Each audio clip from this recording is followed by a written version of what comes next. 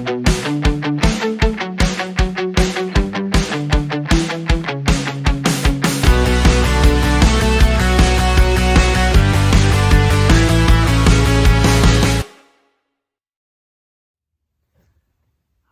my name is Trippe. I'm a digital arts teacher and cartoonist here in Georgia.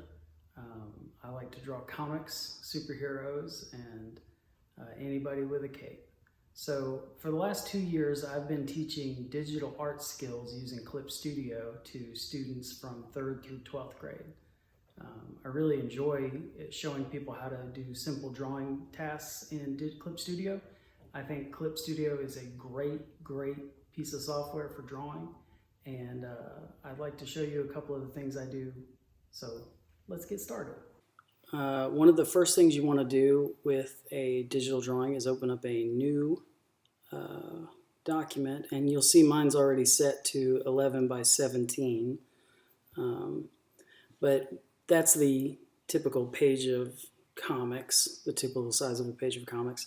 I'd like to show you just a real simple way I like to draw faces today. So if you've seen kids draw faces, they often draw a circle, some eyes up here, big smile, some hair coming out the top. And the first thing I'd like to say is there's nothing wrong with that. The point of drawing something is to communicate an idea in your head to somebody who's looking at the artwork. And this accomplishes all of that, so I think it's great. But when we're drawing, one thing that's sometimes necessary is to draw more detailed faces so you can see who somebody is. And to learn how to draw more detailed faces, instead of starting with a circle, we like to start with an egg shape. And you'll notice that my lines are very sketchy and loose. That's okay, because these aren't the final drawings. One of the great things about Clip Studio and other drawing software is that you can add layers. So you can see I've added a second layer there. And if I do something on this layer, it is totally separate from that layer underneath. That's one of the great things about digital art in general. But anyway, I'd like to show you, so if you start with this egg,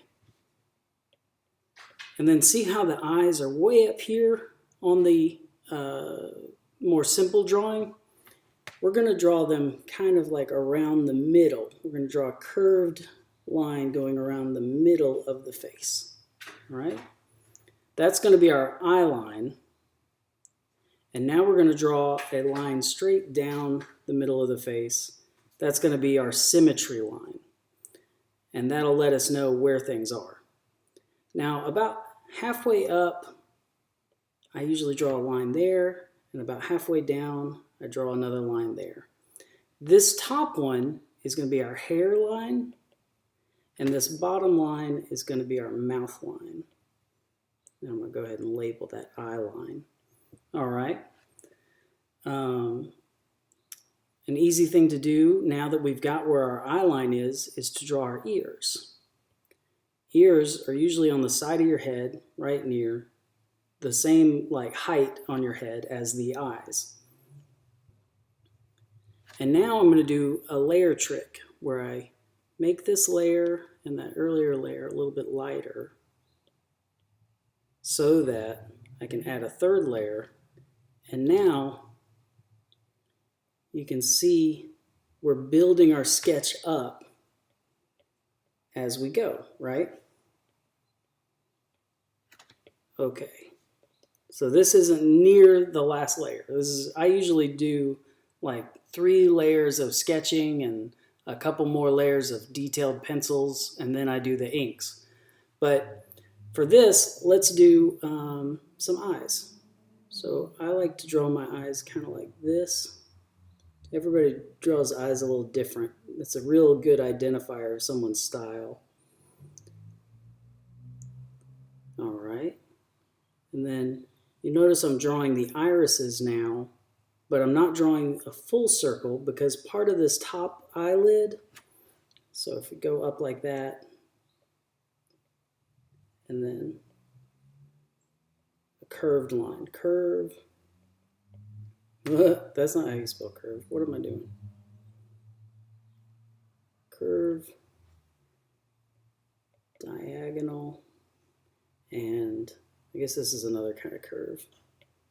That's how I do my eye shape.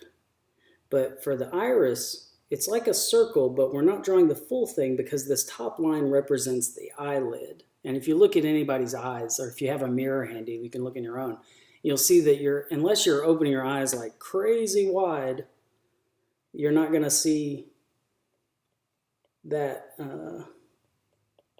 full iris. All right. And then I'm going to add kind of the black part of your eye, or the pupil, right there in the middle. Okay. So an easy trick now is we can do the eyebrows, which kind of follow that same shape that we did for the top there of the eye, but just like a little more flattened out, right? All right. This guy's eyebrows aren't looking super symmetrical, so that's on me. But then for mouths, I usually do a kind of, it's easy to remember because M is for mouth, right? So let's do like a stretched out, all the way stretched out M. And that'll be our center line. And for the top lip, it gets another stretched out M. And for the bottom lip, we do an elongated U. All right, and you can make them a little bit happier by pointing up the edges of that center M for the mouth.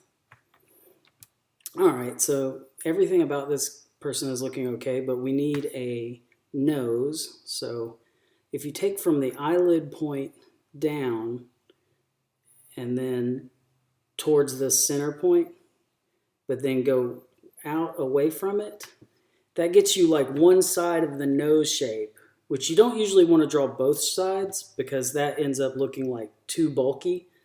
And when you're looking at someone's face, there's usually lighting coming more from one side or the other. So these lines, that represent forms and shapes can also represent shadows. And so anyway, I like to just have one line on the side of the face there like that. And then I do this kind of like backwards C or curvy L, okay? And then you can mirror that over here on the other side. And for the center of the nose, I do kind of a big bump. And for the nostrils, just two little thick lines. See if I can use the select tool over here to line my nose up a little bit more how I want. This box that I'm using right now is called Transform. You see, when you have a selection open, Clip Studio opens up this little dialog of all sorts of things you can do. There's deselect, crop, cut and paste, move, transform, which is this one. I love transform because you can make things bigger or rotate them. When you're in the sketch phase, that is just super excellent because you can move like the forms that you've already drawn. You can just kind of adjust them and move them where you want them. All right, so I'm feeling almost okay about this nose. Move that up a little bit. All right. So at this point, you can kind of take this face, this head, in a direction of being more feminine or more masculine, or leave it kind of androgynous, depending on what kind of character, gender identity you're drawing. And you'll see right now I'm connecting kind of a hairline around that line we drew way at the beginning, halfway up the head.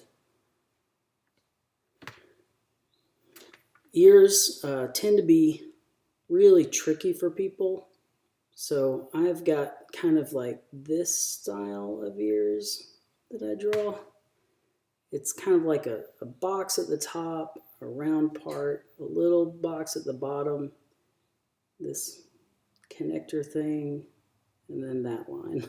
I don't know how accurate they are. I literally missed the day we studied ears in art school. And not that we only studied ears one day, but there literally was one day where this teacher I had spent the whole day on ears, and I just wasn't there that day. It was a bad day. I slept in. We can bring our neck down from the outside of the jawline. And then we can give things a little more personality. And from here, it's hairstyles. And one of the things I was taught is that hairstyles should flow in big, broad shapes, not like you're trying to draw each individual hair like we did in this earlier one. So let's say we're going to do a similar hairstyle, though, and we're going to do kind of shapes of hair. Just a few lines to indicate where those hair shapes are going. Hair is one of my favorite things to draw because I like the fluidity of it. And then we can add some hair coming down like sideburns. This guy like a little bit of a chin dusting.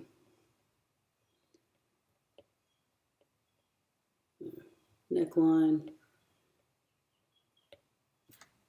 And then like the blockier you make the jawline, the more masculine the character gets.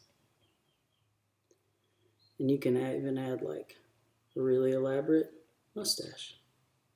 This character's getting kind of strange.